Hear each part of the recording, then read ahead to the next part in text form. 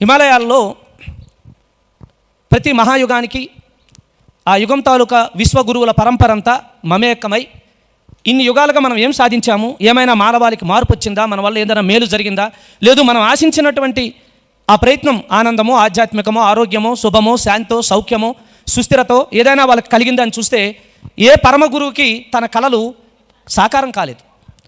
అన్నీ అసంపూర్ణంగా ఉన్నాయి.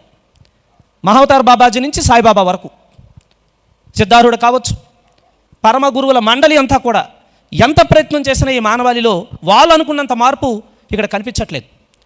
ఆ జరిగిన సమావేశాన్నే శంబల అంటారు, సిద్ధ మండలి అంటారు.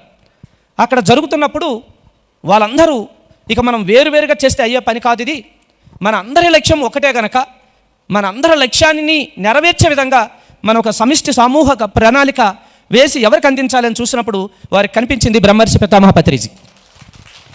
అందుకే పిఎస్ఎస్ఎంలో తొలి రోజు నుంచి రమణ మహర్షి కావచ్చు, ఆనిబీసెంట్ కావచ్చు, జీసస్ కావచ్చు, మహమ్మద్ ప్రవక్త కావచ్చు, ఖలీల్ గిబ్రాన్ కావచ్చు, డాన్ జువాంగ్ కావచ్చు, జొనాథన్ లివింగ్స్టన్, రిచర్డ్ బాగ్ కావచ్చు, కుల మత వర్ణాలకు అతీతంగా, ప్రాంతాలకు అతీతంగా, భాషలకు అతీతంగా అన్ని ధర్మాలని ఒక దగ్గర అందరికీ అందించే ఆ ప్రయత్నం పత్రిజీ అన్ని రోజుల నుంచి చూశారు.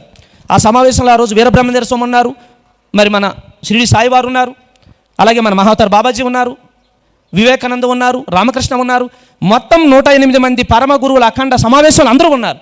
అందరి ఏకైక లక్ష్యాన్ని నెరవేర్చడానికి ఏర్పాటు చేసుకున్నటువంటి వ్యవస్థ పేరు మరి Patriji, pyramid spiritual societies moment.